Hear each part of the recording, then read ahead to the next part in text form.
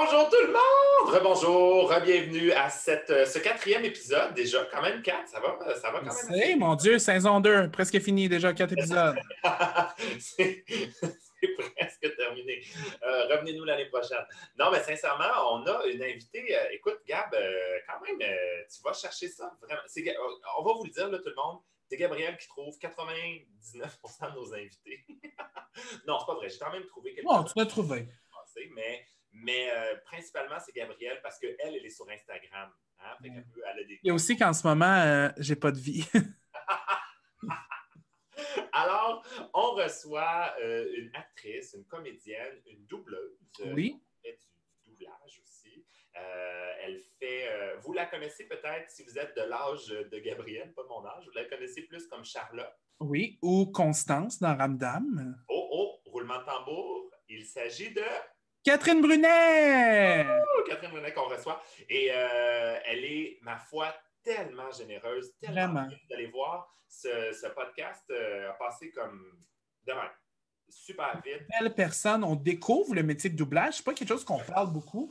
Fait qu'on en parle beaucoup. Elle a quand même doublé du monde vraiment hot, là. Emma Stone, Margot Robbie, du monde exceptionnel. C'est elle qui fait la voix de quelqu'un dans Harry Potter. Je ne vous dirai pas qui tout de suite. Il va falloir écouter le podcast.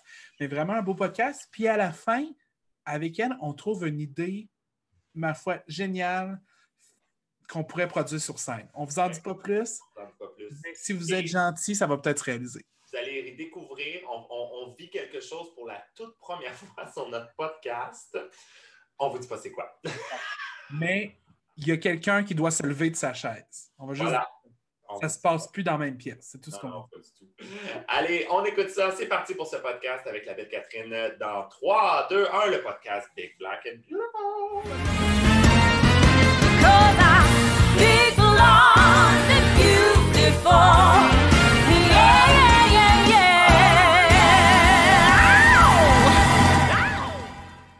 Bonsoir tout le monde, bienvenue à cet épisode du podcast Big Black and Beautiful. C'est drôle qu'on dit encore bonsoir. Hein? On sait parce qu'on est tellement... Parce qu'on est des déesses de la nuit. Oui, on est belle de nuit, mais pas toujours belle de jour. Hein? On a un épisode tout spécial cette semaine avec ma Charlotte à moi. Hein? Avec Catherine Brunet! Catherine! Là, j'imagine que tu es chez vous en ce moment. Est-ce qu'on voit, j'aurais pu arranger ma chambre, là, j'ai mes serviettes. Puis... Oui, là, c'est ça que je veux te poser comme question. L'espèce d'épée qu'on voit sur ton mur, est-ce que tu peux nous l'expliquer? En fait, c'est vraiment ce qu'on pense. C'est une épée, puis je suis super nerd par rapport à ça.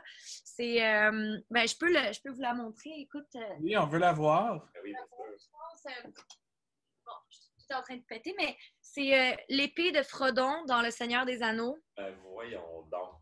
Il y a même des écritures elfiques, puis tout. Quand j'étais jeune, puis que je faisais le monde de Charlotte, j'avais de l'argent, tu sais, puis comme mes parents, ils me laissaient faire... Ben pas, ils me laissaient faire ce que je voulais avec, mais ils étaient comme... argent, là? Ben, il était comme, si tu veux te gâter une fois de temps en temps, puis moi, je voulais pas m'acheter tant du linge puis des affaires, puis je m'achetais des affaires de même. Fait que ça, tu l'as depuis ton jeune temps, là? Ouais, en fait, parce que j'avais une chambre qui était... j'avais une chambre médiévale. Fait que quand j'avais 14-15 ans, mes murs étaient comme en espèce de fausses briques. J'avais une fenêtre qui donnait sur un royaume. Ça, regarde. Oh, wow. Oui, on l'a connu, cette chambre. On l'a tous, je pense, déjà vu chez un ami, cette chambre-là. Ouais. C'était moi, j'étais cet ami-là qui trippait sur le médiéval. Je trippe encore, là, Marc. Mais c'est beau. Tu as une passion pour le médiéval? Ben, pour le médiéval, moi, ça m'a tout le temps fascinée. Puis, tu sais, je pense que c'est un peu pour ça que je suis devenue actrice dans la vie. C'est que j'étais un peu comme nostalgique d'époques que j'ai jamais connues. Ah. Tu sais, j'ai un peu l'impression, quand on joue, c'est un peu ça qu'on fait, tu sais, que ce soit, mettons, genre, vous autres, quand vous faites, mettons, des tunes disco ou des trucs de même, tu sais, selon l'esthétique, on dirait qu'on apporte un univers qui fait rêver. Puis je trouve que le médiéval, ben, vu que ça, tu sais, ça date, je dis médiéval, mais tu sais, c'est aussi, genre, tout ce qui est pirate, Seigneur des Anneaux, fantastique, machin, là, mais je trouve que c'est tellement loin de nous que ça amène le rêve. Est-ce que tu es fan de médiéval à un point que tu aurais pu avoir une robe médiévale à ton bal définissant? pas à mon bal de finissant, mais j'ai déjà porté une robe médiévale parce que je remettais un prix au Métro Star à l'époque. Ça s'appelait, c'est le gala artiste, je pense, aujourd'hui. Puis j'allais remettre un prix, puis j'étais allée genre chez Excalibur, puis je m'étais acheté un kit. Là. Ben, voyons donc, Ouais, t'es j'adorais. sérieuse. OK. Fait que toi, mettons, si tu vas faire un voyage à Vegas, c'est sûr que tu t'en vas à l'hôtel médiéval, c'est ça? Toi, Il tu y en vas a-tu un? Ben oui! Ben oui, justement. Est-ce que ça s'appelle justement Excalibur, l'hôtel médiéval à. Ouais. Mais je suis C'est jamais vraiment un château médiéval. Puis à l'intérieur, c'est tout décoré vraiment comme médiéval. Là. Les torches sur le mur, là, tout ça. Puis... Ça serait mon genre. Est-ce que tu es déjà allé à un souper comme Medieval Times, là, comme à Toronto, il y en a un de tout ça, puis il y a comme une affaire de cheval dans le milieu, là? Il y en a un ici aussi, ça s'appelle l'Auberge du Dragon Rouge, je pense. Puis comme il y a plein d'étudiants d'école de théâtre, quand ils finissent, ils vont travailler là parce que, tu sais, c'est du roleplay puis tout. Mais je suis jamais allée. Puis là, on dirait que c'est pas le bon moment pour aller expérimenter, le manger avec les mains et tout. Là. Ah, pourquoi tu dis ça? Y a-t-il quelque chose de particulier qui se passe? Ou, Non. Non, c'est pas OK. Ben, C'est juste pas un bon temps pour le médiéval, c'est ça? Exactement. Okay. C'est juste pas en mode de ce temps-ci, mais ça va revenir. C'est ça que je voulais dire. On est plus TikTok, des affaires de même. Catherine, on commence toujours en posant une question dans le genre. C'est quoi ta relation avec les drag queens? C'est où? Tu viens-tu la première fois que tu as vu des drags? Tu viens-tu de... Est-ce que tu aimes les drags? Est-ce que tu as une connaissance? C'est quoi ton bagage? J'adore les dragues. Puis je dis pas ça parce que vous êtes là. Mais j'ai vraiment une passion, vraiment une grande passion pour cet art-là parce que, évidemment, je l'ai découvert un peu comme, tu sais, le public mainstream grâce à RuPaul. Mais j'étais déjà venue voir, tu sais, chez Mado, les cabarets. Puis je pense que j'ai découvert les dragues, mais vraiment, quand j'ai commencé à aller dans les Pride. Puis je pense que je comprenais pas l'art du drag. Tu sais, quand tu le sais pas, c'est quoi quand t'es jeune, puis que c'est comme, tu sais, c'est beau, c'est nice, mais je pense que c'est vraiment RuPaul Drag Race qui a, ben, heureusement ou pas heureusement, je sais pas qu'est-ce que vous en pensez, là, mais a rendu ça comme un peu mainstream ou plus comme populaire et accessible. Mais dans tous les cas, moi, je suis complètement fan. Puis même des fois, quand je suis invitée à des trucs que je suis stressée, là, mettons, il faut que je chante dans une performance, il faut que je me dis qu'est-ce qu'une drag queen ferait et comment elle réagirait. Ah! C'est bien original, j'aime ça au bout, OK. Mais parce que je vous trouve tellement courageuse de comme, tu sais, souvent vous dansez, ben oui, évidemment, là, la danse, là, mais le chant, des fois, pour vrai, les costumes, l'esthétique, le jeu, je trouve que c'est un art qui est 100% complet. Puis pour moi, ça, il n'y a pas grand monde qui maîtrise cet art-là comme ça. Fait que je suis bien, bien fan. Puis, tu sais, j'essaie d'aller voir des shows quand il y en avait. J'ai vu des shows à Provincetown, genre Trixie Mattel et tout. Fait que genre, wow! Ouais, nice! ouais, je suis vraiment, je suis bien impressionnée de ça. T'es allé à Provincetown avec des amis? Oui, avec des amis hétéros, joke. Non, je suis allée avec ma gang d'amis de gars. J'étais la seule fille avec mon chum. Puis on est allé comme 4 ans en ligne, puis on devait y aller cette année, puis ben là, encore une fois, l'événement... Pas l'époque médiévale, fait qu'on peut pas aller à Provincetown non plus, c'est sûr.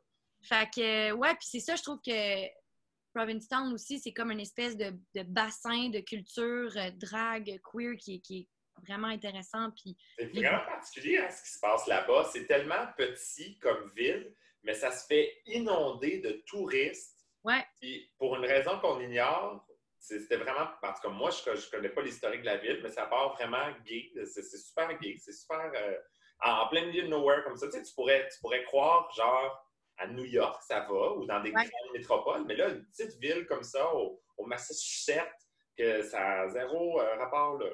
Mais ce que j'ai lu, moi, peut-être que j'ai lu quelque chose qui n'avait pas rapport, mais de ce que j'ai lu, c'est que c'était justement comme un lieu où les hommes gays proches de, tu sais, Boston, puis tout ça, où c'était pas tant accepté à l'époque, où c'était encore un peu tabou, puis les gens se sont retrouvés là parce que c'est au bout de Cape Cod, tu sais, fait que c'est comme un peu genre secret, puis fait que c'était comme une espèce de havre de paix pour la communauté LGBTQ+. Puis c'est pour ça que c'est resté comme ça, puis que, tu sais, les commerces sont tenus par des gens de la communauté, puis que Ouais.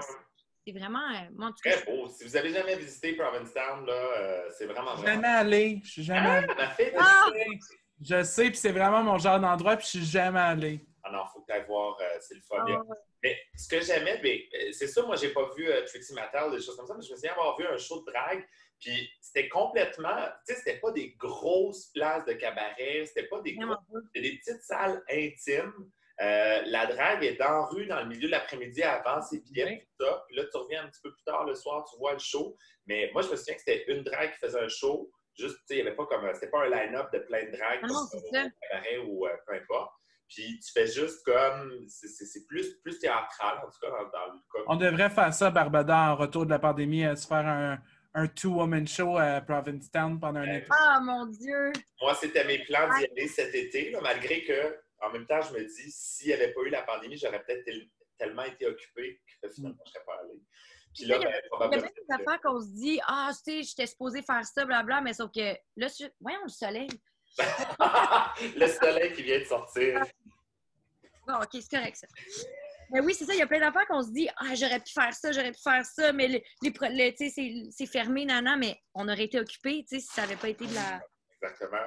Ben justement, tu parlais de Drag Race, Catherine. Est-ce que tu as des prefs dans Drag Race? C'est qui tes étoiles là, de l'univers Drag Race?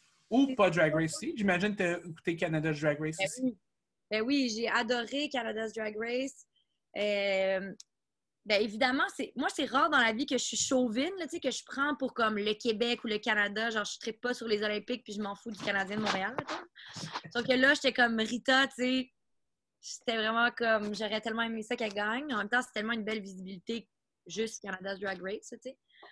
Puis, mais sinon, mes prefs, je dirais Manila Luzon, Sacha Velour. Puis j'avoue que cette année, voyons, la gagnante. Jada Essence Hall? Non, ben Jada, je l'adorais aussi. Ben voyons, j'ai un blanc. Canada, tu parles? Shea Coulee, voyons. Shea Coulee, oui. Mais tu sais, comme, c'est dur de choisir, mais... Toutes les un petit peu plus artistique, c'est ça ton penchant. Là. C'est le fun, je trouve qu'on est capable d'analyser ce que le monde préfère par leur drague préférée de RuPaul. Moi, mes exemples parfaits, c'est Trixie Mattel, Bianca Del Rio. Ça, c'est mes préférés. Donc, plus humoristique, mettons. C'est ça. Les autres sont plus drôles, qui font plus rire, qui sont plus comiques aussi. Fait que... Mais c'est vrai, tu as raison. Dis-moi quelle drag queen tu es, mais je te dirai qui tu es. Ça pourrait devenir C'est très bon. Mettons, parce que je veux revenir sur quelque chose que tu as dit. Là, bon, là, évidemment, on se disait qu'il y aurait plein de choses qu'on aurait fait s'il y avait eu la pandémie, mais dans le fond, on aurait été occupé. Mais toi, tu aurais été occupé à faire quoi, en fait?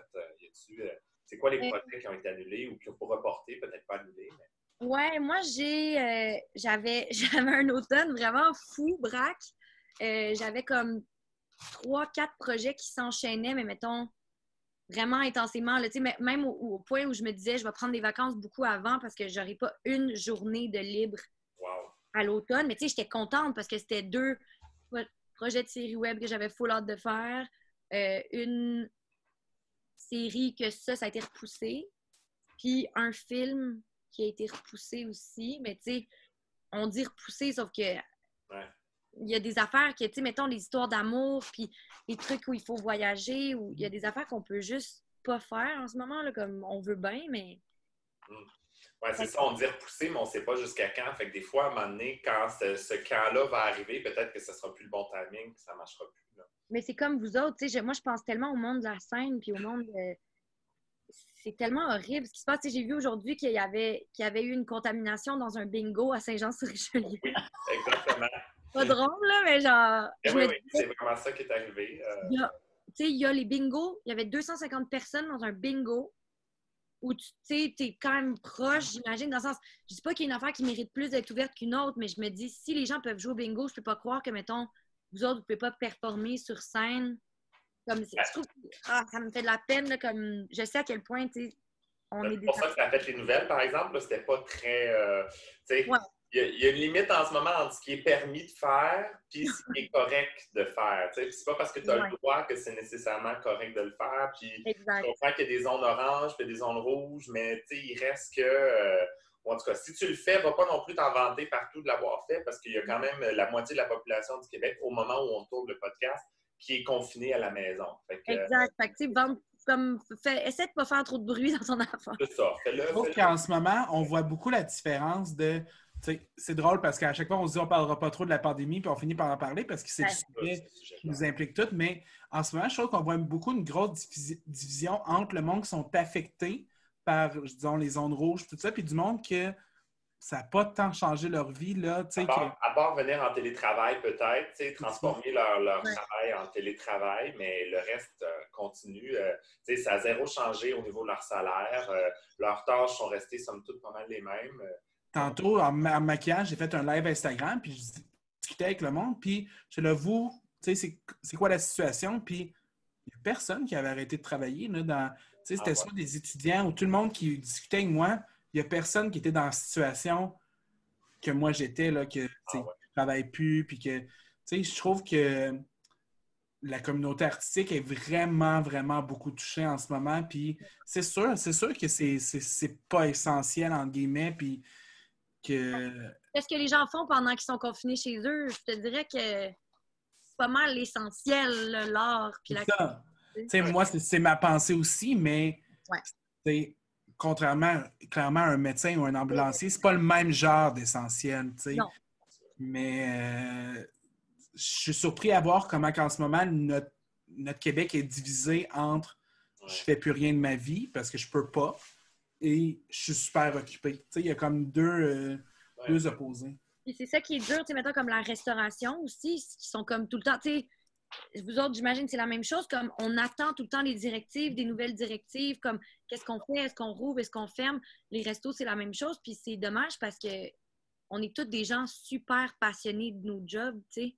Puis là, je vois des fois des gens que, comme tu dis, les autres, leur routine, elle n'a pas vraiment changé, puis tant mieux, tu sais. Je veux dire, on ne souhaite pas que les autres soient malheureux ou quoi que ce soit, mais que là, tu les vois aussi après dans les stories, qui font des soupers entre amis, puis qui font des trucs, puis que tu fais, là, c'est parce que c'est nous qui payent encore plus pour le fait que vous n'avez pas changé vos modes de vie, puis vous ne changez pas vos habitudes de vie non plus. Fait que je veux dire, là, un moment donné, nous autres, il ne nous reste plus rien. Là. C'est bien touché, toute cette histoire-là. Mais bref, comme on dit, n'en parlons plus. De toute façon, au moment où on tourne le podcast, puis au moment où il va être diffusé, il y a un délai, puis tout change tellement vite qu'on pourrait dire des choses, puis les gens vont faire rien. Ils n'ont pas raison, ils n'ont pas vu l'actualité des derniers jours. On espère que la planète n'a pas explosé d'ici la diffusion du podcast.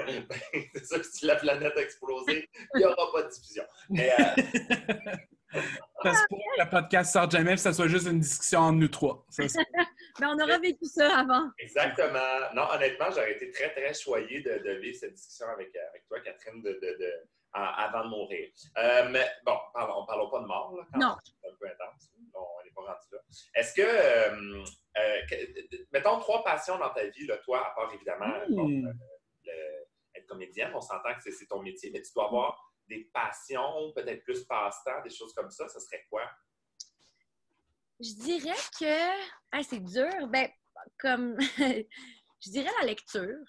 Okay. Parce que clairement, c'est une des choses que je fais dans mes temps libres, mettons. Parce que, tu sais, on dirait que... Attends, je dirais la lecture, mais je dirais que, tu sais, oui, mon métier en tant que tel, mais mettons, outre ça, consommer de la culture. Fait que, mettons, aller voir des shows, écouter des films. J'adore écouter des séries puis des films, comme c'est vraiment, vraiment une passion. Puis je trouve que c'est vraiment une manière de voyager aussi, tu sais, en restant chez soi, là. De rencontrer différentes personnes puis différents styles de vie. Fait que pour moi, c'est plus que genre du divertissement. Tu sais, c'est vraiment comme ma passion première, je dirais. Puis sinon, je dirais le sport, je pense. Ah, OK. Ouais. Quel genre de sport tu pratiques? Là, plus rien, mais je faisais du... En fait, on a eu la chance de pouvoir jouer au baseball cet été. Parce que, tu sais, le baseball, on s'entend que c'est pas très physique, puis on avait nos masques, puis blablabla. Fait que j'ai une équipe de baseball. Jouais de baseball, excuse-moi, j'ai complètement coupé, mais avec ton masque? Ouais, on gardait nos masques parce que, tu sais, tant qu'à ça, je veux dire, parce qu'on est quand même loin des autres. Sauf que, mettons qu'il y avait comme, tu sais, qu'on se frôlait ou qu'on était proche, même si on était à l'extérieur, on gardait nos masques par respect, tu sais, pour les conditions des autres personnes qui jouaient avec nous. De toute façon, normal, ça dépend toujours le rôle que tu fais au baseball, mais c'est pas non plus un sport comme... Tu sais, je me verrais pas jouer au soccer avec un masque. Le soccer, t'es toujours en train de courir. Au bout de 3 minutes, t'écoutes, c'est l'asthme, puis c'est l'asphyxie, c'est sûr. Alors, mais le baseball, nous, on buvait de la bière un petit peu, là, tu sais, comme pas le sport le plus demandant quand tu joues dans une ligue amicale. Oui, c'est ça, exactement. C'était plus amical que compétitif, là. Tu n'es pas dans la grosse compétition. Non. D'aller aux Olympiques. Y a-t-il du baseball aux Olympiques? Je ne crois pas. Non, hein? Je pense pas, mais là, peut-être, oui, les Olympiques d'été. Je pense pas que j'ai jamais vu de baseball aux Olympiques. Ça serait pas aux Olympiques d'hiver, ça, c'est sûr. C'est bien sûr. Mais tu sais, il y a le hockey aux Olympiques d'hiver. Fait que je me dis. Ouais, c'est ça, je sais comme pas, hein? Je sais pas. Mais on n'est pas. Tu vois qu'on connaît ça, hein, le sport, tabarouette.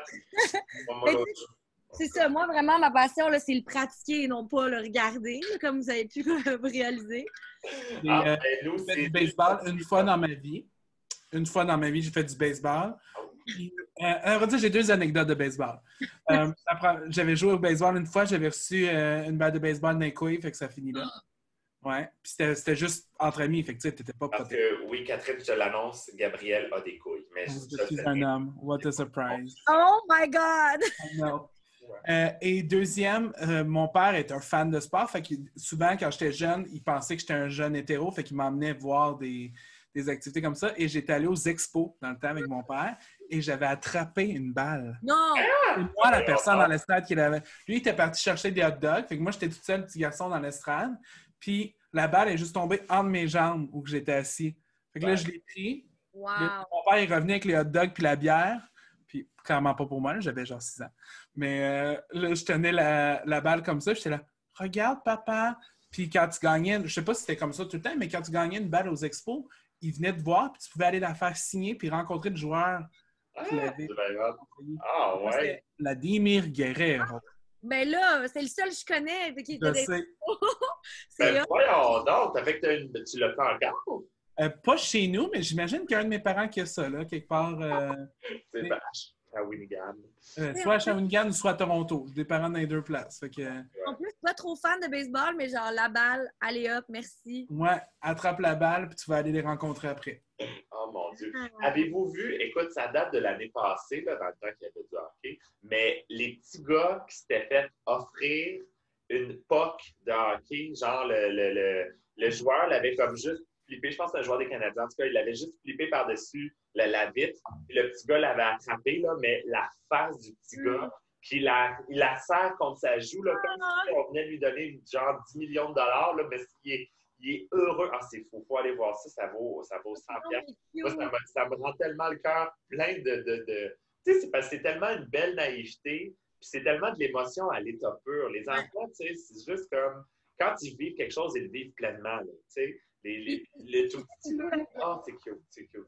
Avec le sport aussi, tu sais, j'ai l'impression, moi, des fois, je suis comme, pourquoi on regarde des millionnaires comme pousser une rondelle? Mais je comprends que pour certaines personnes, comme pour les... Tu sais, quand t'es un enfant, justement, puis tu tripes à ramasser le puck, puis que ça t'inspire, puis t'as le dépassement de soi, comme ça, tu sais. Mais c'est l'équivalent de... Tu sais, moi, je suis un fan de comédie musicale, un fan fini de comédie musicale. Genre, tu me demandes une question à propos de la comédie musicale, je suis calé, là. Mais... Moi, si quelqu'un m'envoyait un morceau de décor de genre Rent, la comédie musicale qui est ma préférée, je capoterais, tu sais.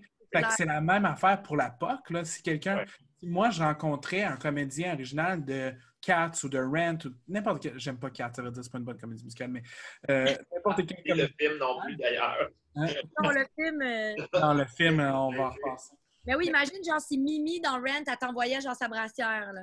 Genre, je ferais une crise de panique, là. C'est ça. Question quiz, on va y aller. Moi, j'aime les questions quiz. Qui jouait Mimi dans la version québécoise de Rent? C'est Marie-Mé. Catherine, je suis fière de toi. Est-ce que tu es capable de me dire qui jouait Roger? C'était qui déjà? C'était pas Jean-François Bastien, non. C'était pas quelqu'un. Oui, tu l'as. Bonne réponse. OK, je vais caler. On va voir si tu es d'accord plus calé que ça. Qui faisait le solo dans Seasons of Love dans Rent? Tu sais, la grosse note aiguë. Ouais. Moi, je vais vous laisser. Je reviens dans 30 minutes. OK, bye! Qui faisait ça en version québécoise? Qui faisait le solo, c'était... Non, ça, je sais pas, par exemple. Lulu Hughes. Ah! Mon Dieu! Hey, tu vois, je l'ai pas vu, Rent, la version québécoise, mais Rent, c'est quand même... Moi aussi, je suis assez fan de comédie musicale, puis Rent, c'est une de mes préfs. C'est ton préf, Friend? Ben, c'est... Quoi d'autre que t'as dans ton top? Ben, moi, j'avais beaucoup aimé... Ben, mettons, Rent, c'est une de celles que j'écoute le plus la musique, Ouais. avec Books of Mormon, Oh, c'est bon, ça.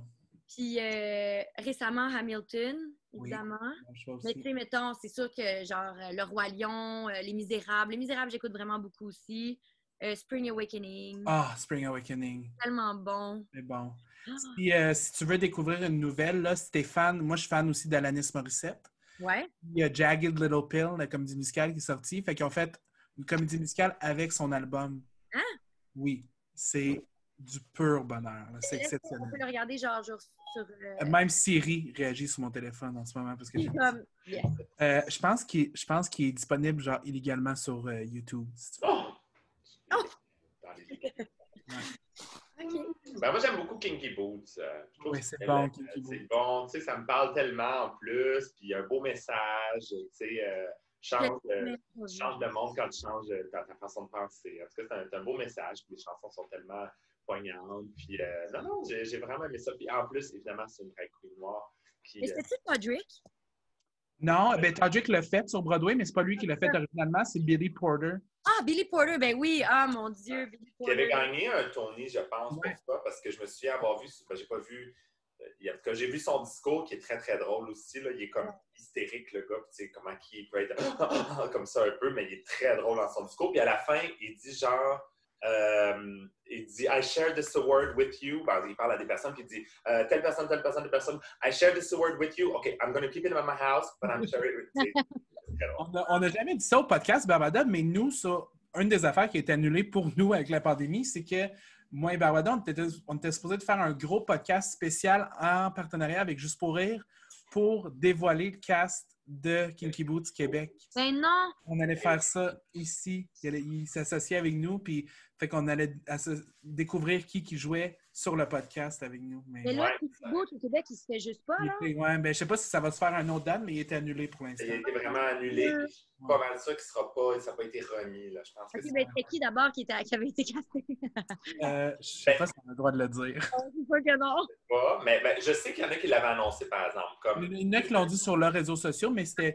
En tout cas, Lola, c'était pas une personne connue. Là, c'est comme une de nos amies drag queen faisait partie. En fait, la seule drag queen dont j'ai entendu parler vraiment, qui est drag queen professionnelle, on va dire à temps plein, là, qui est Frankie D, qui le faisait aussi. Mais tu sais, lui, il a fait plein de productions comme ça aussi, là, ici à...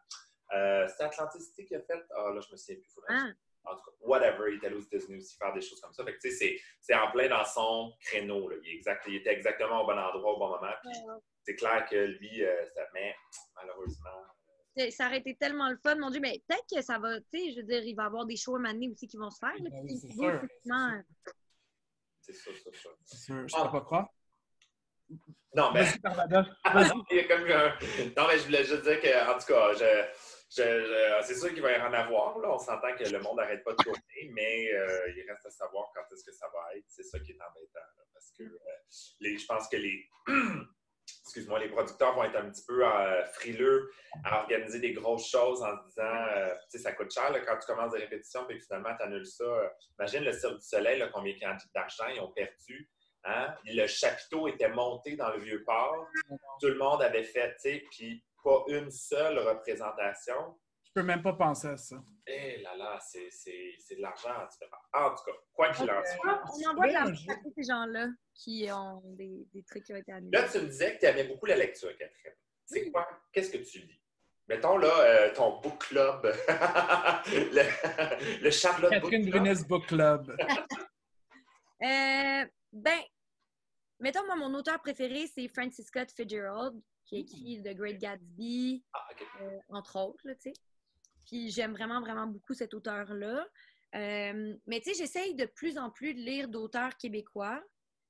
Mais j'essaie de varier, tu sais, j'essaie de varier comme les classiques, puis les auteurs québécois, puis tu sais, d'essayer de varier ma bibliothèque. Mais là, tu sais, comme tu vois en ce moment, là, j'ai eu un gros trip sur Jean-Christophe Riel, qui a écrit là, Ce qu'on respire sur Tatooine. qui est vraiment, vraiment super bon. Puis les livres de Martine Delvaux aussi, c'est comme un autre genre de lecture, mais c'est une lecture full féministe, full engagée, puis qui parle de, mettons, son dernier que j'ai lu, c'est Boys Club.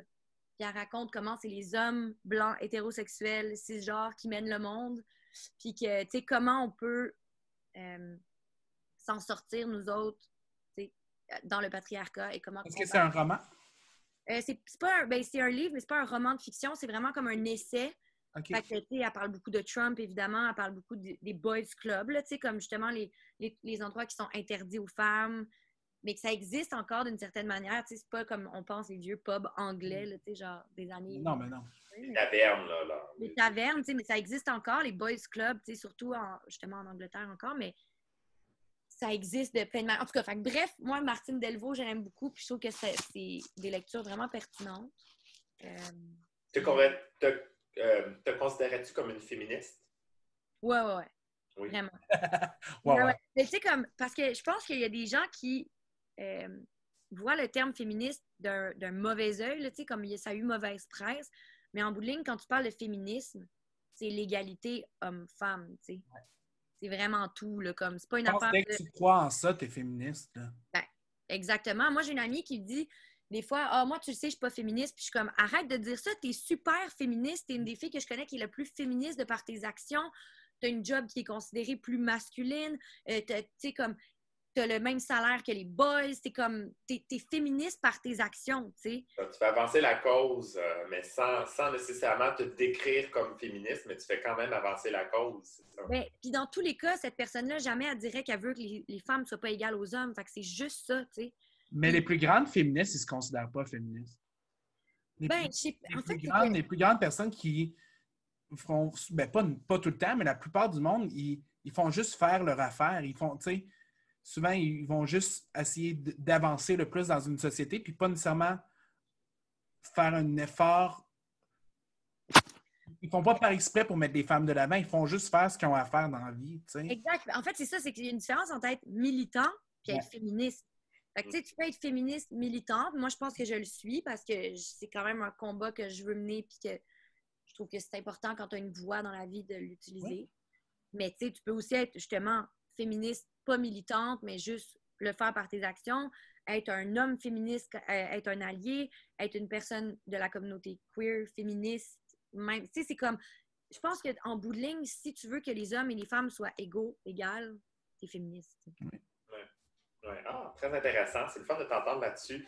Bon, là, je veux qu'on parle un peu plus de ta carrière. J'aimerais, en tout cas, là, tu nous dis si t'es pas à l'aise, mais ta carrière vraiment d'actrice. J'aimerais que tu nous dises des moments. Écoute, nous, on ne voit pas l'envers du décor. Hein? On voit toujours le produit fini quand on regarde la télévision, quand on regarde des films, etc. Mais c'est clair qu'il y a toujours plein de choses qui se passent à l'envers du décor, on le sait. J'avais une idée. On peut incorporer le jeu avec ça. Si tu veux, Narmada, prends ton téléphone puis va ouvrir la page Wikipédia de Catherine, OK? Puis ce qu'on va faire, c'est qu'on va te dire des projets sur lesquels tu as travaillé. Des projets, là, comme ça, plein de projets, puis tu vas nous dire un fait. OK. N'importe quoi, ça peut être un souvenir, ça peut être une relation, quelqu'un qui t'a marqué là-dedans, ça peut être un costume, peu importe. Là. Tu nous dis ce qui t'a marqué là-dedans. Je commence avec ce que moi m'a touché et m'a fait grandir avec toi, le monde de Charlotte. C'est sûr. Il faut commencer avec ça. Écoute, un fait du monde de Charlotte. Je pense que l'affaire la plus marquante quand même pour moi dans ce projet-là, c'était que, tu sais, j'avais 10 ans. Puis on parlait de vraiment plein de sujets, tu sais, justement, la religion, le communisme, la sexualité, la masturbation, entre autres, je me rappelle, la pornographie, la désobéissance. Tu sais, comme il y avait tellement de sujets, la mort, la naissance, les menstruations. Puis j'avais 10 ans. Fait qu'évidemment, moi, quand ma mère recevait les textes, elle les lisait en premier, puis elle était comme, bon, faut qu'on se parle. Là, aujourd'hui, tu vas lire tel texte, et puis ça parle de pornographie, mettons. Parce que, tu sais, c'est le genre d'affaire que tu te dis, ton enfant a 10 ans. Est-ce qu'elle sait c'est quoi la pornographie? C'est quoi, tu sais? Hey, tu la garoches comme ça dans cet univers-là, c'est pas évident, là. Mais c'était le fun parce que vu que c'était pas justement, fallait pas que je joue un adulte, puis c'était pas des sujets, tu sais, c'était vraiment traité comme la petite Charlotte, elle posait des questions à son psy. Puis, sauf qu'évidemment, moi, ça m'amenait des questions aussi. Là, c'était dans le cadre d'une émission de télé, mais dans la vie, tu sais, mettons la religion ou le communisme ou whatever. Fait qu'on avait quand même des discussions avec mes parents assez poussées sur des sujets assez tôt. Fait que ça, je pense que ça... Mais ça m'a quand même, tu sais, amené à me poser des réflexions sur des sujets que je pense que j'aurais pas eu ces réflexions-là si j'avais juste été au primaire, tu sais. Ouais. Tu les aurais eues plus tard dans ta vie qu'à ce moment-là. Là. Oui, ou mettons justement la porno, je l'aurais découvert à 14 ans, tu sais, comme sur le poste brouillé, bleu nuit, whatever, tu sais, ou tu sais, mettons la masturbation, j'en aurais sûrement jamais parlé avec mes parents, là, comme j'aurais juste vécu ça. Fait que, tu sais, je suis contente d'avoir vécu cette expérience-là pour justement avoir tout. Puis aussi, tu sais, sur le plateau, après, avec les acteurs adultes, on avait des discussions sur ces sujets-là. Fait que je pense que ça a beaucoup... Mais tu sais, il y avait aussi des sujets comme les mères porteuses, les couples, le mariage gay. Fait que tu sais, des affaires que quand t'es jeune, c'est pas le genre de conversation que tu vas avoir avec tes amis nécessairement. Mais là, moi, je pouvais parler de ça avec des adultes en plus. Puis ça te forme en tant que personne d'être ouverte à tous ces sujets-là aussi, là, plus tard dans ta vie. Là. Ben, vraiment, parce que j'ai plus le temps, j'ai l'impression d'avoir eu une réflexion là-dessus, puis de me forger une idée, puis que ça a le temps de changer aussi, puis, mais au moins d'entamer une réflexion. Fait que ça, c'est pour ça que j'ai bien aimé ça, ce projet-là. Et tes parents ont été très présents là, dans tout ce processus-là. Tu n'as pas été une jeune comédienne ou je ne sais pas comment on le dit, là, un enfant... Child star, là. C'est ça, exactement, mais qui a comme juste été propulsé là-dedans, puis qui finalement va, ben là, t'as plus que 27 ans, mais je veux dire, qui va mourir à 27 ans parce que sa vie, tu sais, comme le club des Virer Lindsay Lohan, là. Mais toi, tes parents étaient là, ils t'ont supporté, Oui, mais en fait, moi, mes parents, à la base, tu sais, comme l'important pour eux, c'était l'école. Fait que je faisais ça comme mon frère, mettons, lui joue au hockey. Puis mes parents, ils voyaient ça un peu pareil, parce qu'ils étaient comme, ben oui, tu gagnes de l'argent, puis c'est un métier, mais tu sais, tu as 10 ans, fait que c'est pas un métier, c'est un loisir.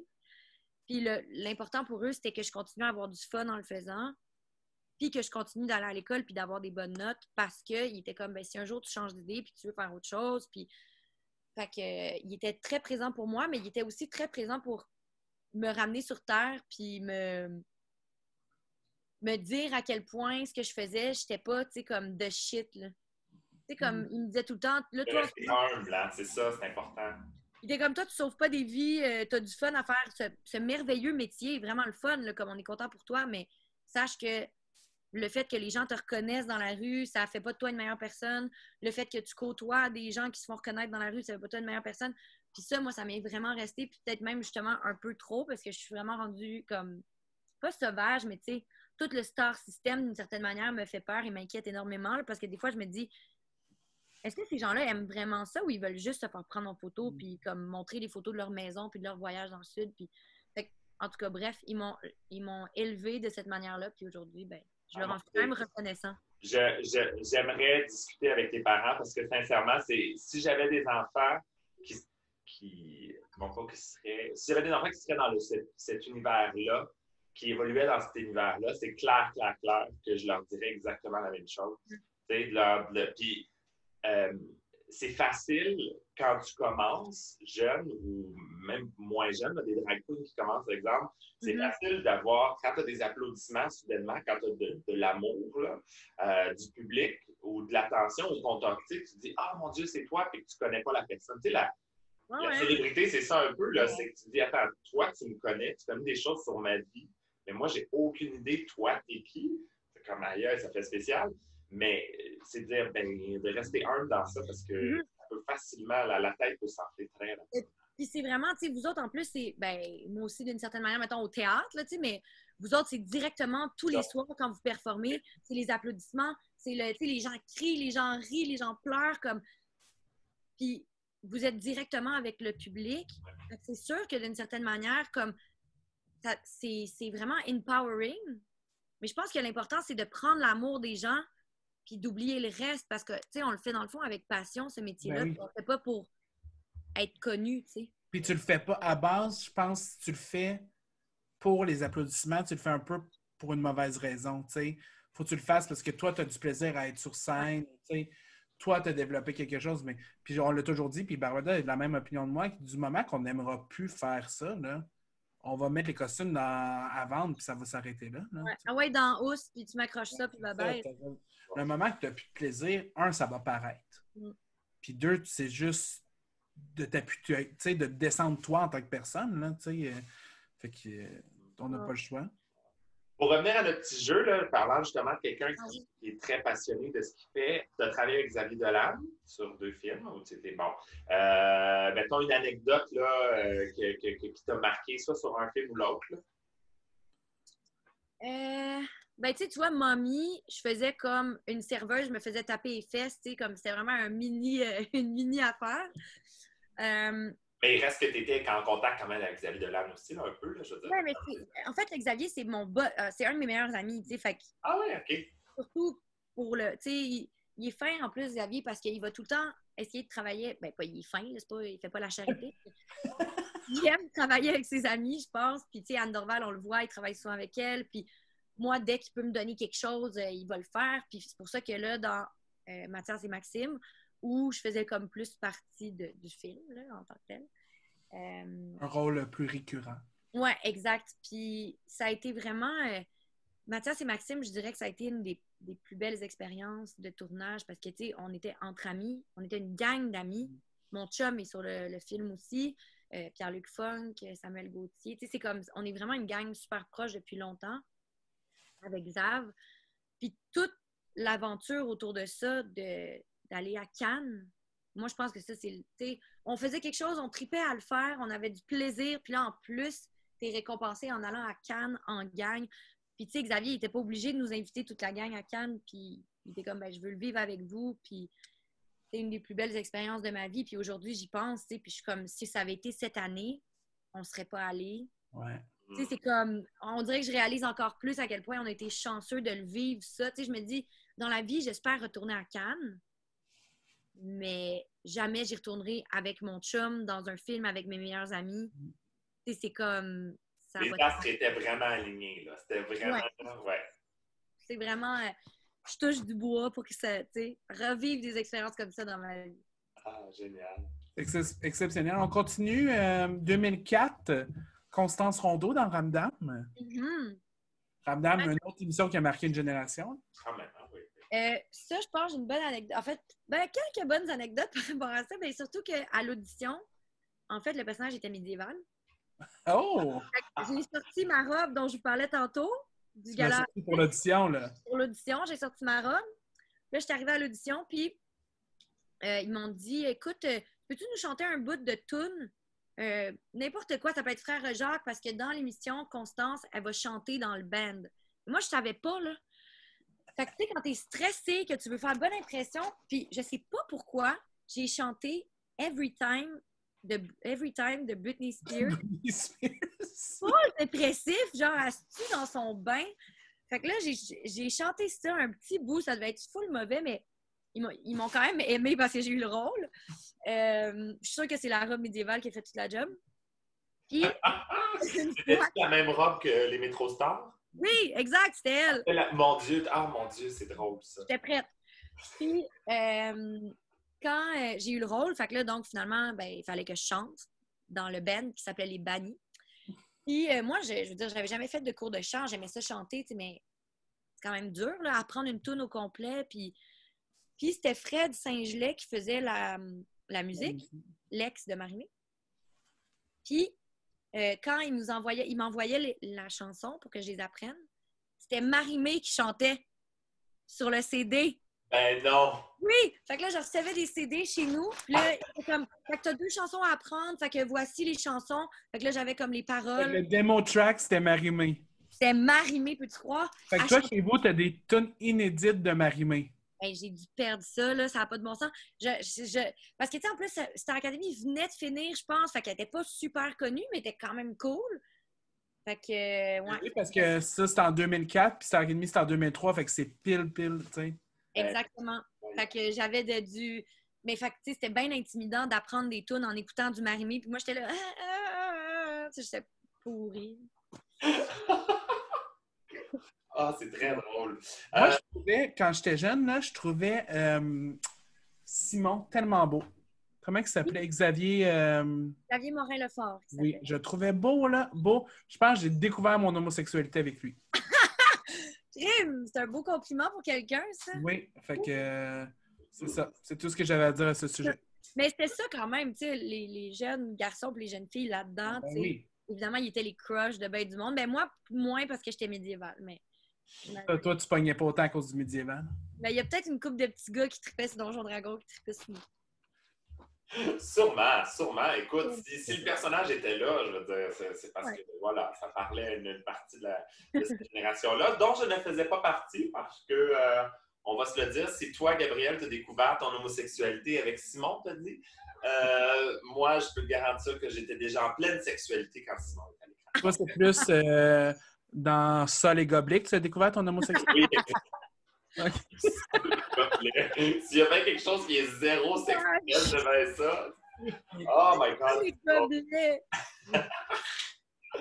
Hey, je vais te parler d'un autre projet aussi pour qu'on continue notre petit jeu, tout ça, parce que c'est un projet qui, ben, tu le sais pas, évidemment, là, mais on a comme été un peu sur le projet ensemble parce que pendant la pandémie, là, c'est le plus récent, tu as fait les suppléants. Oui. Donc, qui était dans le fond, pour les gens qui ne connaissent pas, à cause de la fermeture des écoles, le gouvernement a dit, bon, ben, on va amener l'école à la maison, si on veut.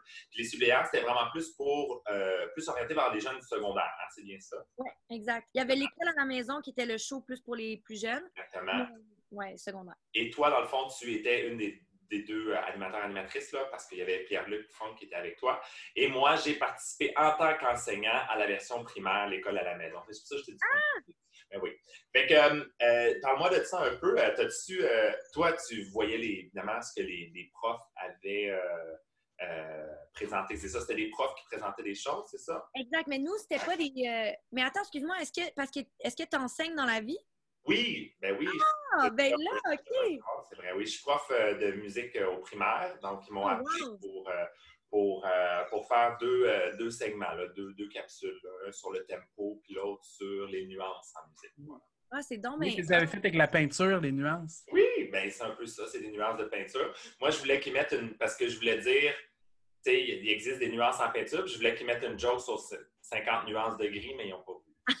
Ouais, c'est sûr qu'au primaire, ça aurait peut-être moins pogné.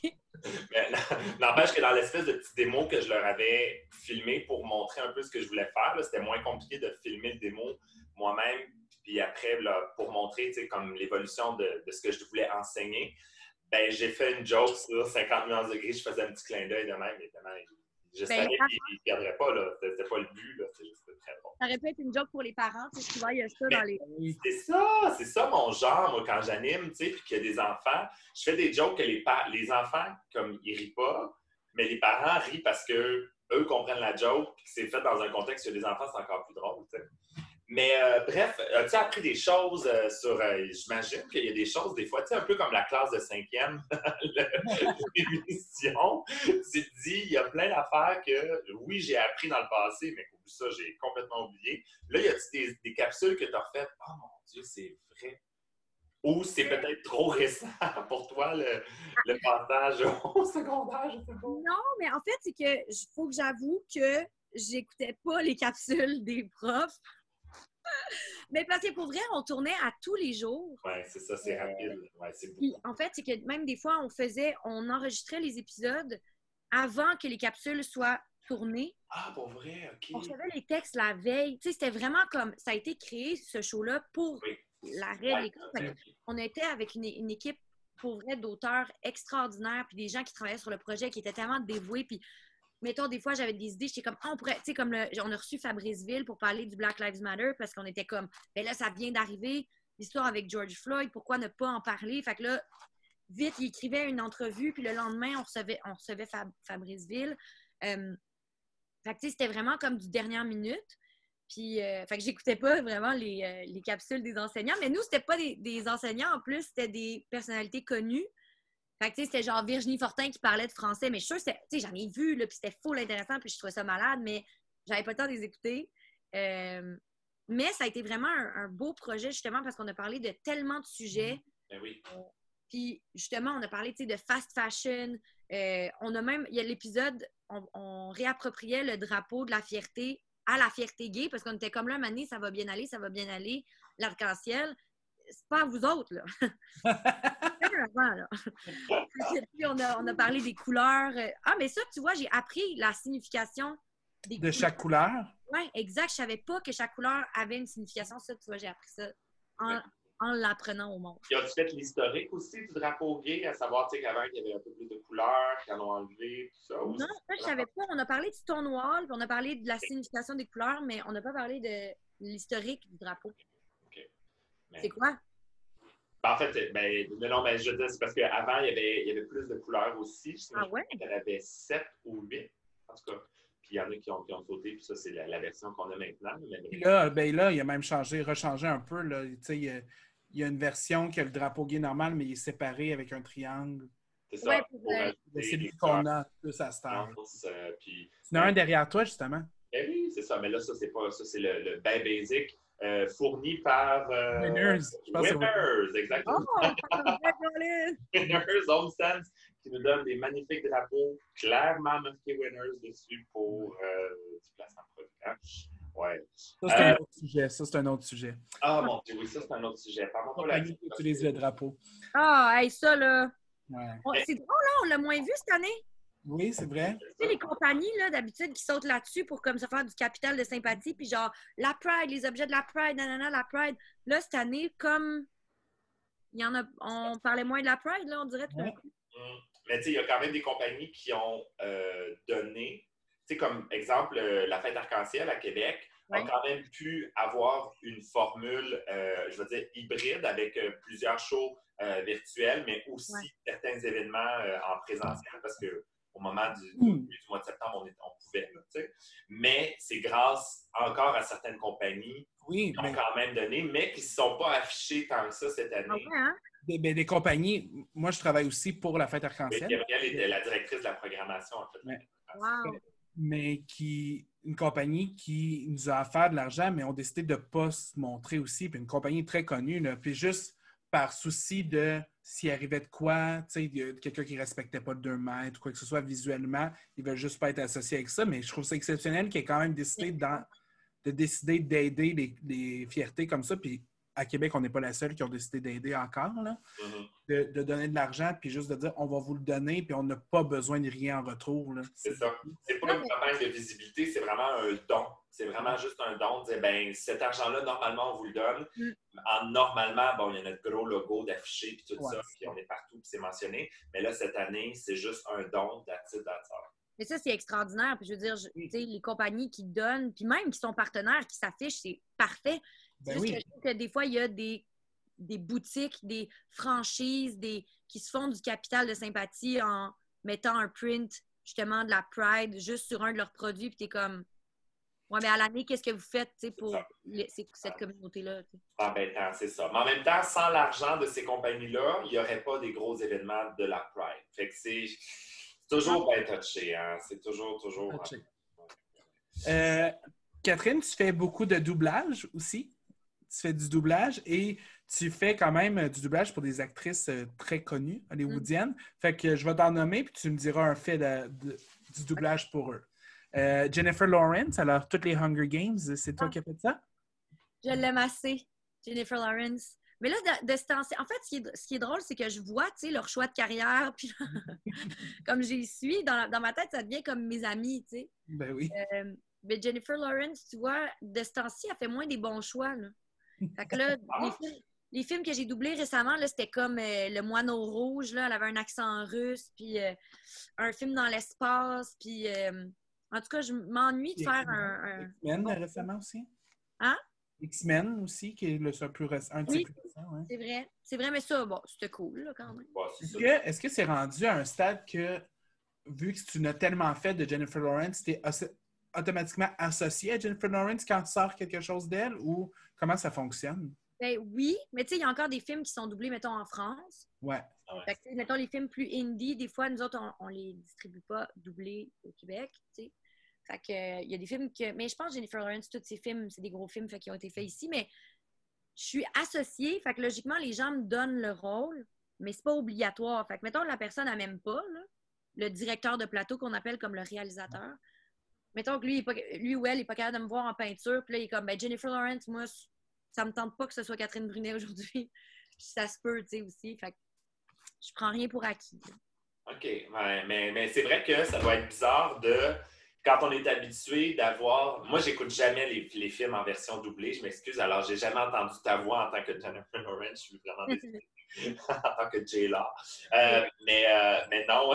Oui, c'est ça, c'est pas J-Lo, c'est J-Law. J-Law.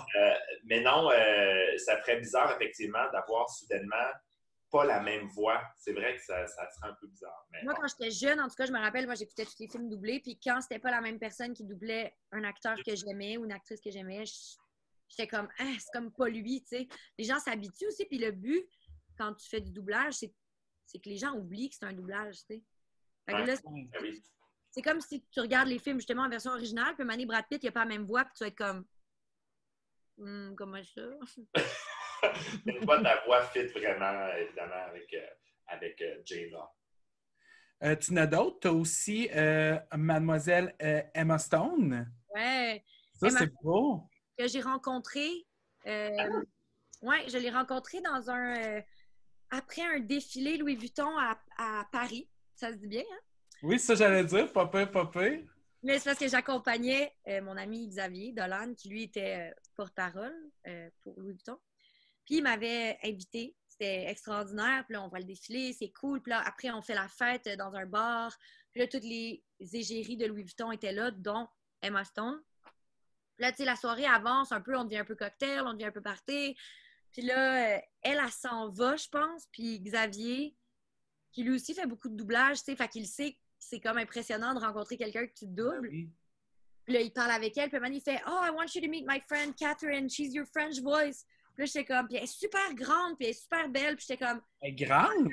Ouais, elle est grande. Ben moi, en fait, elle est grande. Moi, je me dis au 5 pieds 2. Ouais, OK. Elle est peut-être 5 et 8, puis elle avait des talons. Fait que, tu sais, moi, Okay, c'est ouais. Fait que là, il y a du bruit, le monde danse autour de nous, puis je suis comme « Hi, nice to meet you! » Puis elle est comme « What? » Je suis comme « Nice to meet you! » Elle est comme « Oh, nice to meet you too! » Puis là... C'est tout. Ben, qu'est-ce que tu veux dire? Tu sais, j'ai rien à dire à Emma Stone, là, dans le sens... Elle sait que tu fais sa voix, puis c'est pas mal tout ce qu'elle avait à dire. Comme, bon, ben, super, tu sais. Puis après, Xavier était comme, oh, je m'excuse, t'es calme, j'aurais pas dû faire ça. J'étais comme, ben, non, c'est pas grave, elle s'en rappellera pas dans 15 minutes, mais c'est juste gênant. Ah, c'est drôle. Mais j'avoue que ça doit être quand même spécial de rencontrer la personne. On parlait tantôt de célébrité, là. Ben là, c'est l'autre. C'est dans l'autre sens, là, tu sais. Là, c'est... Toi, tu la connais, ben, pas de fond en comble, mais je veux dire, tu connais beaucoup parce que tu doubles sa voix, tu connais les mimiques, etc., etc. Puis tu passes ton temps à analyser son jeu, là. Je veux dire, ton doublage, c'est juste d'analyser quand elle va jouer, puis comment toi, tu devrais jouer par rapport à elle, là. Et c'est un peu comme, mettons, c'est quand vous faites des impersonations. Ouais. Mettons, si tu sais, mettons, tu fais une personne en particulier souvent, c'est vraiment la même chose, là, parce que tu observes ses mimiques, tu observes ses vidéos, tu checkes ses affaires YouTube, tu checkes ses entrevues. Fait que, tu sais, moi, c'est un peu la même chose. Fait que oui, c'était vraiment impressionnant. Puis moi, je suis pas très... Justement, je suis pas impressionnée de rencontrer tant que ça des vedettes, là, tu sais, mais Emma Stone, en plus, je l'aime comme actrice, j'adouble. Fait que là, j'étais vraiment comme... C'est drôle parce que c'est une analyse que faut pas que tu joues le rôle comme Catherine Brunet jouerait le rôle. Faut que tu joues le rôle en tant qu'Emma Stone qui joue le rôle. C'est quand même, tu sais, c'est fucké un peu. Ben, c'est très... Moi, c'est pour ça que j'aime ça le doublage, parce que ça m'apprend beaucoup, tu sais, comme à m'adapter rapidement en plus, parce que tu vois le film une fois, puis après, ben, c'est comme tu le vois à la scène, puis go, on part, puis tu sais, j'ai pas de temps de préparation. J'ai pas de temps C'est rapide, là, c'est vraiment vite, là. Aïe, aïe, OK. Puis c'est ça, t'as les mots en haut qui défilent, faut que tu dises exactement au même, tout ça. C'est comme Rock Band. Oui, c'est vrai, c'est exactement ça. C'est vraiment ça. C'est tellement une facette pas connue, je trouve, de côté comédien. On n'en discute pas du doublage, puis je trouve ça tellement fun d'en entendre parler, parce qu'il y en a une, là, on va faire des jaloux de Harry Potter, mais Luna Lovegood, c'est toi. Oui! Ça, c'est quand même quelque chose de dire que tu es la voix de Luna Lovegood. On parlait que Ramdam et le monde de Charlotte, ça m'avait marqué, mais Harry Potter, ça l'a marqué du monde. Là, puis, moi, j'avais auditionné quand j'étais plus jeune, j'avais auditionné pour Ginny. OK. Dans sa voix, je l'avais pas eu, j'avais pleuré. Après, j'avais auditionné pour faire Shawshank. J'avais pas eu, j'avais pleuré. Puis là, un moment donné, j'ai eu Luna Lovegood. Puis là, j'étais comme, oh mon Dieu, j'étais encore plus contente. Fait que, believe in your dreams. Les gens. Tellement un bon rôle à avoir en plus. Ben oui, puis elle était bien plus là, puis elle était tellement le fun. Puis c'était un rôle, tu sais, qui est tellement. Moi, de Luna Lovegood, dans les livres, je l'adorais. Fait que j'étais vraiment, vraiment contente d'avoir ce rôle-là. Ah, ben c'est bien drôle. Puis tu étais jeune quand même, en 2007. Ah, OK, ouais, c'est ça. Aïe, aïe. Moi, tu vois, je connais pas du tout cet univers-là, comme je te dis, parce que j'écoute pas les films en doublé. Là. J'écoute vraiment les versions originales parce que je t'avouerai que des fois, ça me dérange. Je sais pas si c'est mon côté drag queen qui fait que j'analyse les lèvres, puis des fois, c'est pas à 100% parfait. Je pense aussi que c'est juste le fait que ton anglais il est bon, puis c'est mieux écouter un film dans... C'est comme tu n'écouterais pas un film québécois en anglais. Là, non, c'est ouais, ça. Non, c'est ça, ouais. Mais c'est ça, moi aussi, j'avoue que comme, j'adore mon métier, puis je sais qu'il y a des gens qui en ont besoin parce qu'ils ne parlent pas anglais du tout, puis on le fait au meilleur de nos capacités, mais moi aussi, j'avoue que j'écoute les trucs en langue originale quand je peux. Tu sais. C'est-tu différent quand c'est des grosses productions que quand c'est des films, mettons, plus... As-tu plus de pression? Là-tu plus où ça change vraiment de mon vie? Ben oui, là, tu sais, mettons, genre, les Star Wars, les Harry Potter, puis tous les trucs de même, il y a vraiment un stress pour pas qu'il y ait des leaks. Fait que, tu sais, mettons, quand on double, on voit genre juste ça. Ah, t'es sérieuse? Fait qu'on voit pas, des fois, mettons, justement, Star Wars, je fais Rey, là, tu sais, comme la fille dans les derniers Star Wars. Puis l'écran, là, la plupart du temps, c'est noir. On voit juste la bouche. Fait que des fois, j'entends des sons, puis j'entends ce qu'elle dit, mais je comprends pas c'est quoi l'émotion. Je comprends pas ce qu'elle est en train de faire. Es-tu en train de frencher? Es-tu en train de se battre à l'épée? C'est pas clair. Fait que c'est vraiment, vraiment difficile de... Aïe, aïe, OK, c'est à ce point-là contrôlé. On n'a pas le droit d'avoir notre cellulaire en studio. Tu sais, tu signes des releases, puis là, c'est comme un punch, puis que ça se sait, ben, tu t'envoies au cachot. Ouais, c'est vraiment, vraiment intense. Ben voyons, OK, mais tu sais, je pourrais comprendre que tu ne puisses pas le filmer pour que ce soit le cellulaire, ça va, là. Mais de là à même pas te le montrer. Mais c'est parce que surtout que les fans, ils veulent pas le savoir. Tu sais, mettons, mon chum, moi, c'est un fan fini de Star Wars. Là, des fois, j'ai dit comme, oh, je pourrais te dire qu'est-ce qui se passe dans telle affaire. Puis il est comme, non, je veux pas le savoir. Tu sais, fait que je suis comme, ben même, je voudrais le dire. Personne ne veut le savoir. Les gens, non, ils veulent... personne qui veut se le faire spoiler, là. Mais non. Ben voyons donc. Hey, OK, c'est des grosses machines pour contrôler à ce point-là, là, quand même. Là. Ouais, c'est vraiment intense. C'est quelle, tu dirais, ton expérience préférée en doublage ou elle que, disons, tu l'as reçue et tu as fait « Oh mon Dieu, je peux pas croire que je fais ça », tu sais, ou « Il y en a-tu? » Il y en a beaucoup quand même. Tu sais, mettons des films ou des actrices que j'aime, tu sais, mettons... là, j'ai Florence Pugh. Je sais pas si vous voyez, c'est qui elle joue dans Little Women. Oui. Puis là, elle joue dans le prochain X-Men. OK. Je suis pas bien bonne avec ça, là, mais en tout cas, elle joue avec Scarlett Johansson. Elle joue dans Black Widow. Puis moi, c'est une actrice que j'aime vraiment, vraiment, vraiment, vraiment beaucoup. Et dans Midsommar, je la trouve fabuleuse. Fait que quand j'ai vu que j'auditionnais pour faire sa voix, je capotais. Tu sais, comme quand j'aime des actrices, je suis vraiment contente de les faire. Margot Robbie, tu sais, mettons, je capote sur elle. Mais sinon, les trucs en dessin animé, mettons les petits poneys où il fallait qu'on chante. Réponse, tu sais, qui est comme un gros film de Disney que je suis comme tellement contente d'avoir fait. Puis ça me permet vraiment de faire des trucs que je ferais pas, tu sais, comme actrice au Québec. Là. Genre ici, on est limité dans notre fantaisie. J'écoutais Véronique et les Fantastiques l'autre fois. Puis il annonçait, parce qu'on parle de doublage, que Marie-Mé, ça se rattache tout, là, elle avait eu une audition pour faire une sœur dans Disney. Parce que, tu sais, quand tu as l'audition, tu n'en sais pas trop, j'imagine, parce qu'il ne veut pas spoiler non plus. Parce qu'elle dit que c'était pour faire une sœur, mais c'était la méchante entre les deux. Puis elle a eu le rôle. Puis elle dit, je veux pas le faire, je veux pas faire la méchante, je veux faire la bonne. C'était Elsa dans Frozen. Ben non! C'était Elsa dans Frozen, puis elle a refusé Elsa.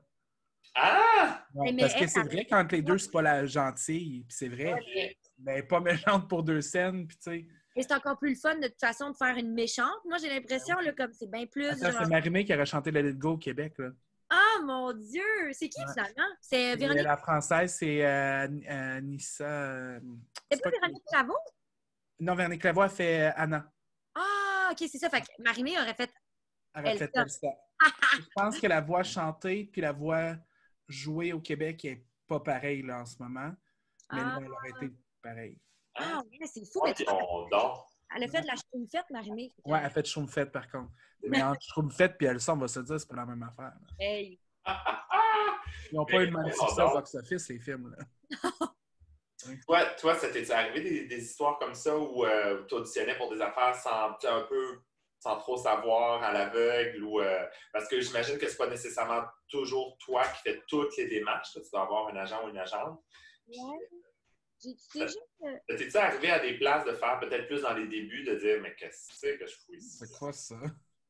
Non, pas vrai. Ben, tu sais, mettons, j'ai souvent dit oui à des courts-métrages, là, genre d'étudiants, puis moi, j'adore ça parce que je me dis, c'est le fun, je rencontre des nouvelles personnes, puis, mais tu sais, quand, le année, j'avais accepté un truc, je pense, au cégep, là, puis c'est tout du monde qui s'en crissait bien raide de leur film, là. J'étais comme, qu'est-ce que je fais ici? Puis t'es comme, ben, fait que là, c'est comme une scène de sexe, puis j'étais comme, non, vraiment, non, ça va pas arriver. Mais sinon, non, parce que je prends quand même des... J'essaye, en tout cas, de prendre des décisions quand même éclairées, là.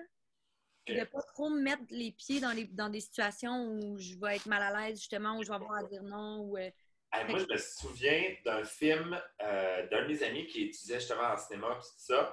Puis à un moment donné, il m'avait demandé à moi, puis Gabriel, à va rire, là, d'aller maquiller une des comédiennes. Je suis comme... Mais pas en drague, là. Non, pas en drague du tout. Non, un maquillage normal, là, genre de... Chose que tu n'as jamais fait. Je maquillais Ingrid Falaise, et là, je suis comme... Attends une minute, là, tu comprends pas à qui tu demandes. Mais il y avait personne à qui demander, ils connaissaient... Je veux dire, il y avait personne qui voulait le faire. Ben, pas personne qui voulait le faire, mais... Bref, dans ses amis, j'étais la seule personne bonne en maquillage, je pense, qui connaissait, mais je suis comme, on va avoir l'air d'une drag queen, là, tu sais. Oh là là. C'était une drag queen, seulement? Non, c'était pas si pire, j'ai réussi, mais tu sais, regarde, je me suis assis devant elle, là, j'ai fait, écoute, là, on va faire ça ensemble, là, parce que c'est pas vrai que ça va être juste unidirectionnel, que moi, je vais te maquiller, parce que je suis pas sûre du résultat. Fait que, tu sais, les produits que j'avais, je veux dire, je suis pas un maquilleur, je maquille moi, là. Tu sais, imagine là, un blackface sur une... comment ça serait malaisant? Le film prend une autre tangente. Oh que oui! En tout cas, ça aurait fait parler, ça, c'est sûr. Mais non, écoute, c'était... À un moment donné, je pense qu'elle n'avait pas aimé ses lèvres. La façon dont j'avais fait ses lèvres, elle n'avait pas aimé ça. Puis là, à un moment donné, elle était allée voir mon ami qui était le directeur du film, en tout cas. Elle dit là, mes lèvres, ça marche pas. Non, je suis comme, on va y retoucher, là. Je m'excuse. Ben, j'étais comme, aïe, tu sais, c'est des situations que je me dis, moi, je dis oui à tout dans la vie. Ben oui. Puis, des fois, c'est le fun, mais d'autres fois, c'est un peu malaisant aussi. Puis, clairement, c'est sûr. Vous autres, en plus, dans le milieu du spectacle, tu sais, mettons, je pense à des amis humoristes ou des... Tu sais, comme, des fois, c'est sûr que vous faites dire, genre, hey, viens jouer à mon baptême ou à mon affaire. Oui. Pas payé. Je vais t'engager pour telle affaire, puis t'arrives là, puis justement, c'est genre un baptême qu'on n'a jamais fait. Là. Je peux pas dire que j'ai fait de baptême. Une fête pour enfants, genre? Ouais, fête pour enfants, c'est déjà arrivé. Ouais, mais il y a des situations malaisantes. Il y a des situations où tu te dis, bon, là, ça va être malaisant, mais je vais revirer ça pour être capable de m'adapter. Mais il y a clairement... Oh mon Dieu! Un paquet. Bougez pas, il faut que j'aille répondre. Ah! Chanceuse! C'est vrai? Oh mon Dieu, tu vas-tu l'ouvrir en direct avec nous? Wow! Oh mon Dieu, attends. Là, tu vas ouvrir la porte habillée de même, c'est encore plus exceptionnel. Oh mon Dieu, il y a un suspense. On est vraiment les deux, je nous ai regardés, puis on était vraiment comme wow, c'est extraordinaire. J'ai hâte de voir c'est quoi le paquet.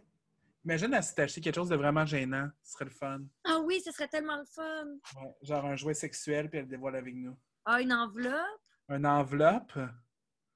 Non, je te rassure, c'est pas un objet sexuel.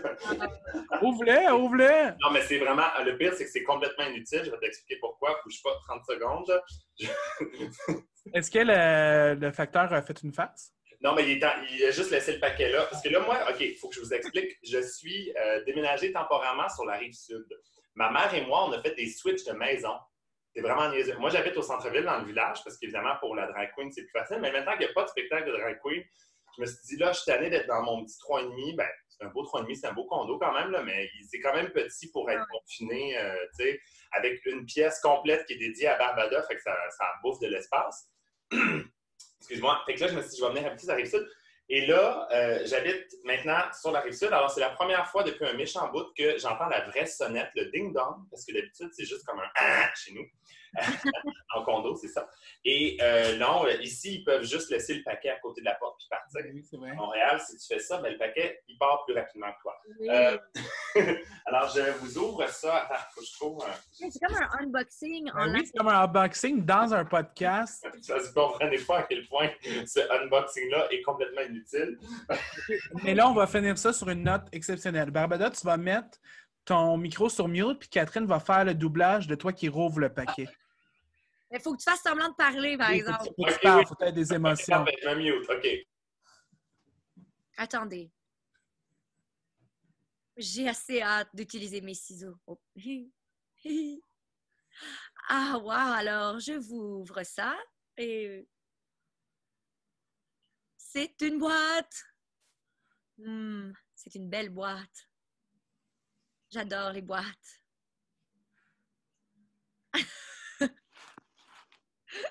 Et hop, la magie, c'est des fils.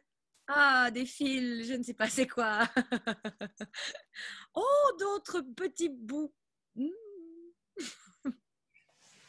C'est quoi? Je comprends pas, c'est Non quoi? plus, je comprends pas c'est quoi. Parle-nous, Barbada. Ah, d'autres fils. Moi, j'aurais plus fait une voix genre « Check les fils, moi j'ai des fils. » Oh wow, mes fils quoi? sont beaux. Ah, C'est c'est quoi, un- Barbada? Un micro, mais l'affaire, c'est que c'est tellement inutile, c'est parce que, je vous explique pourquoi c'est inutile, c'est parce que je l'ai commandé sur Amazon, mais après ça, j'en ai trouvé un sur Kijiji, fait que j'ai acheté le micro sur Kijiji que j'utilise en ce moment pour le podcast, mais là, celui-là est arrivé, fait que je pense Tu que... donneras l'autre, là, il va être mieux que le mien, je pense. Ben écoute, si tu le veux, tu le prends l'acheter. pas, mais j'avais probablement l'intention de le revendre sur Kijiji, tout simplement. Là. Vends-lui un prix d'amis. Ben oui. Ah, on peut faire ça, mais il n'était pas cher non plus. Mais c'est vrai Hey, que c'est c'était pas... un doublage exceptionnel, mais on n'a rien Hey, mon compris. Dieu, je vais pouvoir dire dans ma vie, j'ai été doublé par Emma Stone, Jennifer Lawrence. T'auras déjà Ah, sur sa page Wikipédia, ça va être écrit, dans le doublage, ça va être écrit Podcast Big Black and Beautiful. l'image de Barbada. Voilà. Moi, je peux dire ça aussi. J'ai doublé Barbada quand même. Hey. Là, tu mets ça sur ton CV artistique, là, watch out. Ah, regarde, je vais être bookée les 2 prochaines années. Ouais, ça. c'est limite. Ça t'ouvre des portes, là. Tu vas voir. Hey, gang, c'est déjà la fin de notre moment ensemble. C'est fou, ça a tellement été vite, Catherine. Merci pour ta générosité. Merci pour ces belles anecdotes. Merci. C'est vraiment super intéressant de t'écouter. Tu es tellement naturel, tu es tellement humble. Puis, ben, comme on l'a dit, je pense que ça vient vraiment de tes parents, probablement, qui t'ont inculqué, je trouve, cette belle valeur-là. Mais c'est super le fun de t'écouter. Merci. Oui. C'était vraiment le fun de parler avec vous autres. Pour vrai, les questions étaient tellement cool. C'est rare que c'est des questions qu'on n'a pas déjà entendues 1000 fois. Mais c'était vraiment le fun. Puis, il faut hâte que les shows reprennent. Je vais venir vous voir. Watch out, on t'organise ça. Pas juste ça, on a une liste là, de personnes qu'il faudrait maquiller pour faire un show. Fait que je pense que ce qu'on va faire bientôt, puis là, j'en ai même pas parlé à Barbada, mais lorsqu'on va pouvoir, on pourrait faire un Big Black and Beautiful live puis recevoir des invités qu'on a déjà eus, mais qui performent. Ah, mon Dieu, j'aimerais ça. Hein? Ça serait écœurant. Ça serait malade mental. Et là, je veux juste dire, maintenant que tu es la meilleure amie de Emma Stone, on s'attend à ce qu'elle soit là avec toi. D'accord? Oui, c'est Exact. sûr que notre connexion a été tellement profonde. T'sais, imagine, là, ça pourrait être Catherine, Matt Duff, puis une autre personne en choix avec nous. Ça serait... On pourrait faire comme une mini-compétition. Tu sais, comme à RuPaul, qu'est-ce qu'il avait fait, l'espèce de compétition? Celebrity. Oh mon Dieu, ce serait bon. Je dis ça, je dis rien. Moi, je trouve que c'est une très belle option. Big Black and Beautiful Live, la compétition. Ou un duel. Duel. Ah, moi puis Barbada, on a chacun un... Un poulain, puis que vous pimpez. Oh, mon Dieu. Exactement. Pour savoir qui sera le... Ouais, mais là, moi, c'est ça, là. J'ai pas une bonne expérience de maquillage avec Ingrid Falaise, fait qu'on va essayer de trouver Ah, mais quelqu'un. il n'y a pas de règle, Barbada, là. Il n'y a pas de règle. Tu peux apporter quelqu'un pour maquiller. On n'a pas établi de règle. là. C'est Mais là, vrai. ça serait de toute façon un maquillage de drague, là. Ouais, c'est ça. Ça serait drague, là. T'as raison. Il faudrait juste choisir une personne de couleur qu'on a reçue derrière. Alors, mesdames, messieurs, surveillez ça en 2035, quand le déconfinement sera actif et qu'il sera fini, toute cette marde-là, on vous réserve une belle surprise. Please. Merci beaucoup, Catherine. C'était vraiment un plaisir d'être avec toi. Ah, merci! Merci tout le monde d'avoir été là. On se retrouve dans 2 semaines. Ouais.